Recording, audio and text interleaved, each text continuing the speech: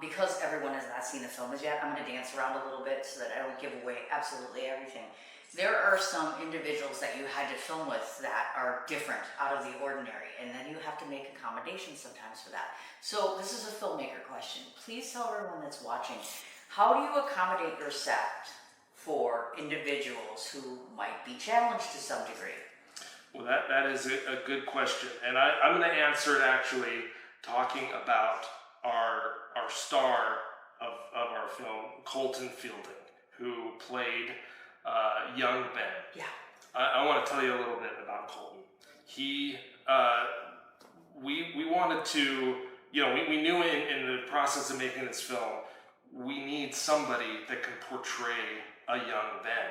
And how are we going to do that? Because there was just moments from Ben's life. Ben was born with Christensen syndrome. It affected the way his face looks and grew and everything. And he looked very distinct in the film, in life he does. And so in making a film, we had lots of archival footage of Ben, and we knew, man, people aren't gonna buy it if we have this great archival home movie footage of Ben, and you can see what he looks like, and then we just have some little blonde boy or something, just like, it's got to be somebody that looks just like him and has the same thing. Because there was moments of the film we didn't have archival for it, and we needed to just have something visual to be able to show the emotions that we wanted to in the film. So man, we went out on a search. It was like, where are we gonna find a kid that looks like Ben? And Sure. We looked everywhere. It probably 6 months looking, and we came up completely empty.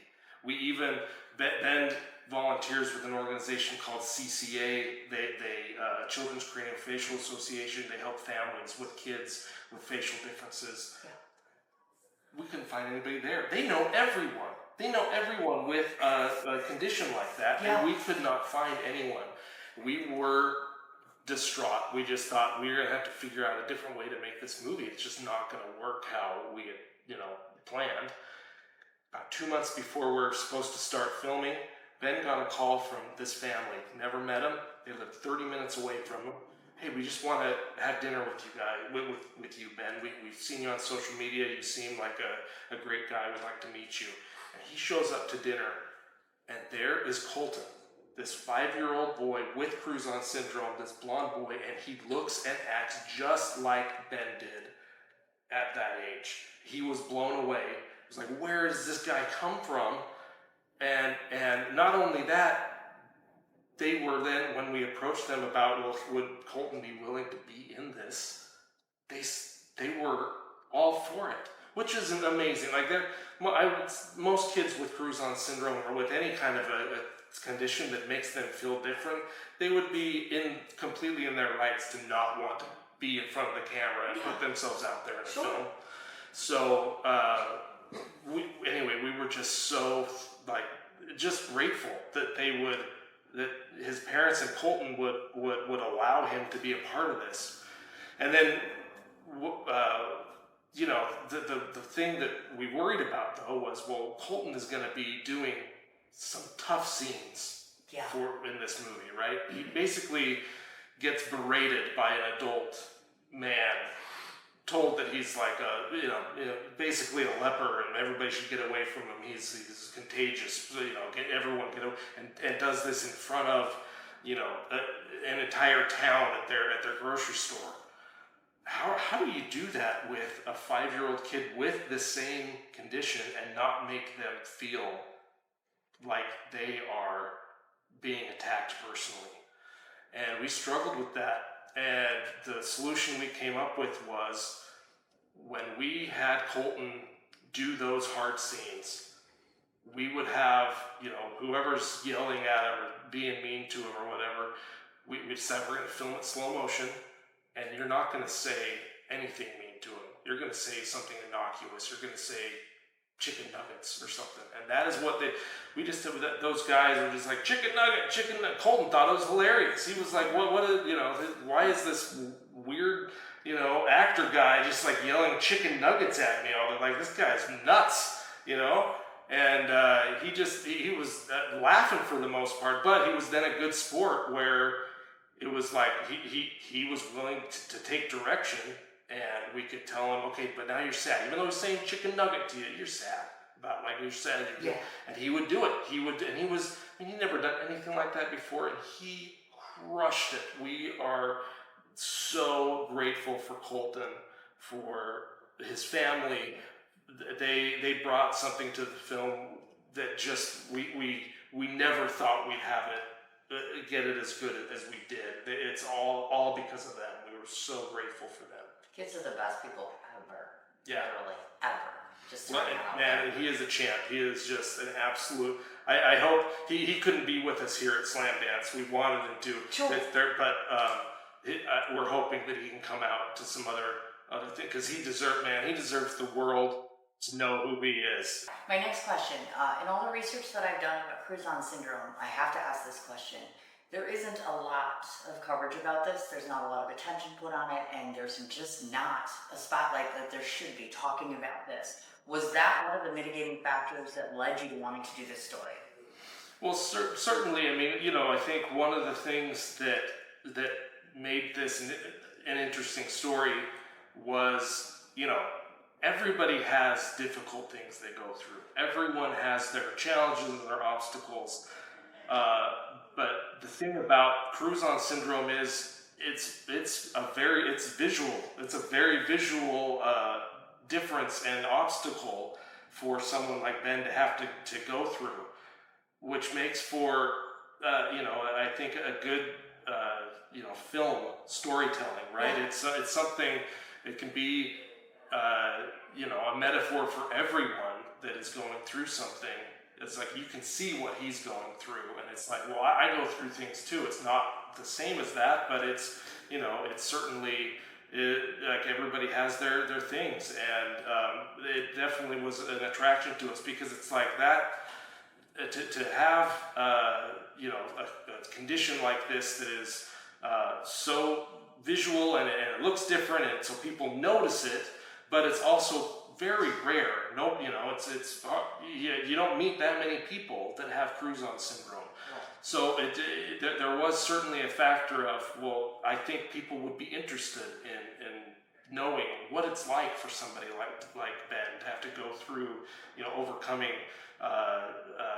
having this syndrome, but then to have opportunities also to bring it back to, well, if he can do it, I can do it. If Ben can do these things, I have my things that I have to go through, and I think if Ben can do it, I can do it. Absolutely. Now, I know I'm going to be interviewing Ben and his wife tomorrow, so I have a question relative to Ben on the director side of things. I'm going to be talking to Ben and his wife and interviewing them tomorrow. However, I have to ask, is there something about Ben that you didn't capture in the film that you think we should know? I don't know if this. I think this what I'll say is captured in the film, but it's not explicitly stated in the film. Okay. And I think it's something that maybe people will wonder after, and that is like when you see Ben in the film, it's like the way that he acts, the way he reacts to people, the way he lifts people up and is loving to others. I think it's fair. Like it's very possible that people will wonder, is that genuine? Is like he really that way? Yeah. I had thoughts like that, knowing him at the beginning. It's like, man, is this a front that he does? Sure. Is this just the way he's learned to cope? But like getting to know him over 2 years, the way that we have, I mean, that like he is genuinely who he is, and I think that's why this story is as powerful as it is, because like I don't know if, I think it comes across in the film. You can see like, no, that like when Ben says he's going to stand out, he's not trying to stand out as someone else. He is being who he's supposed to be here on this earth. Okay. And that's been really inspiring to get to know him and like get to know his authenticity of who he is. Hopefully. Now, piggyback question to that. You put them on a camera. We made them talk about incredibly painful, sometimes very traumatic, and very trying circumstances over and over and over again. I know full well that I don't do my own film for that reason because it is so traumatizing to myself. So that's why I don't do it. However, I guess, and I will ask them this myself, was there ever a point where it became, this is too much, I can't do this, I'm disclosing too much discomfort for them? Man, you know, like that is a good question, fair question, and I think they might have a better answer for it from their perspective. But I can say from our perspective, when we began this film, we knew we were going to be talking about things that were going to be tough. There were tough moments in his life. We didn't know all of them when we started, but we knew that, and we tried to make clear with Ben and his family that, like, look, we don't want to shy away from anything we don't want to gloss over the things that you went through. Because one, I think that kind of discounting what he went through makes everything less impactful. It's like, we got to know really what you went through. We got to know the lows of this in order to be able to feel the highs that you experience later in your life. We can't just gloss over them and pretend like they didn't happen or they weren't as bad as they were. We got to rip those wounds open and experience them with him. Yeah. And I wasn't there for their personal, discussions of how they were going to deal with that and if they wanted to go through that. I am sure that was not. I am sure there was a lot of it that was not fun for them to experience. Who would want to do that with their life, right? Like, that's not a normal thing that people experience in this life, is to have to do that in front of a camera for the world to see. But I can say that, man, they were incredible sports about doing it. They once we got them all signed up for it. I mean, they were game from the beginning to face those hard demons and share their hearts with us on camera, and we couldn't be more grateful. Thank you. Now, these are more film-geared questions. It's a twofold question. For one, please tell everybody any advantage to filming in Utah. And then the second question, in 99 minutes, we see Ben growing up. We learn about his surgery. We learn about his competition. We learn about him finding a significant other. We learn about bullying and hate, and that's a lot. So the second question is, how did you determine the runtime end? Because that's tough. That is tough. Good questions. Well, so Utah is a great place to be in film. We are lucky in that we had the support of the state. They have a film incentive program, and we were lucky to be accepted to that. And I mean, this was done on a shoestring budget, if you can even call it that. It was very low budget. We hardly had money for anything, but we were very ambitious in what we wanted to accomplish. Well, the state and their incentive really did help us be able to accomplish things we wouldn't have otherwise been able to do with the budget we did. So we're super grateful to the Utah Film Commission for their help. We started out, the first cut of this film was well over it was like 2.5 hours. And we were just trying to get our arms around the story and figure out, what are we got to even know what we're dealing with. And we did that, and then it was a process then of figuring out over months of screening it with family and friends and other audiences that we could just pull in for private screenings, trying to figure out, like, what is resonating, what isn't, what parts are slow, are there things that we're covering twice that we don't need to, or writers that we just don't want to be giving. We want new information the entire 99 minutes. We want you on a thrill ride this entire time of highs and lows of Ben's life. And so it took probably, yeah, I don't know, a year and a half or so of that process of whittling it down and figuring out what is the most essential ways. There's lots of stuff, other things that Ben went through, or other, people that he's made an impact in their lives on, that we talked to, and had great stories.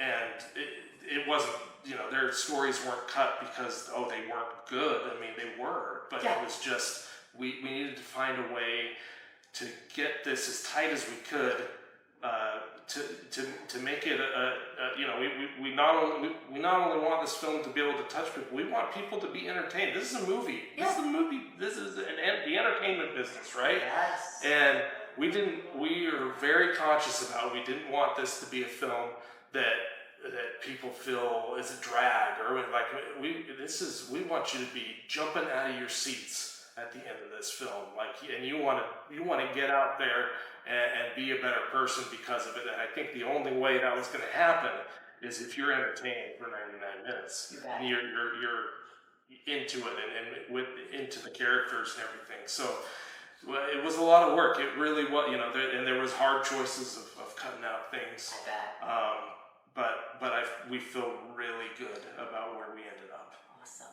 Now, I usually have the signature question, which is asking you to describe the film, and I'll save that for tomorrow so Ben can actually compose it himself. Yeah. So my other question, two questions. First off, where's the film headed after this, after Slamdance?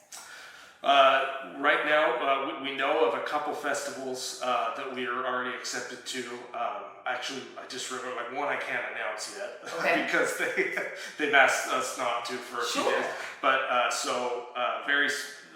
right up next will be Dubuque, Iowa. We're headed to the Julian Dubuque Film Festival there in April. Yes. Which is Rustling Country, where we've kind of strategically tried to take it to some places that wrestlers specifically would be.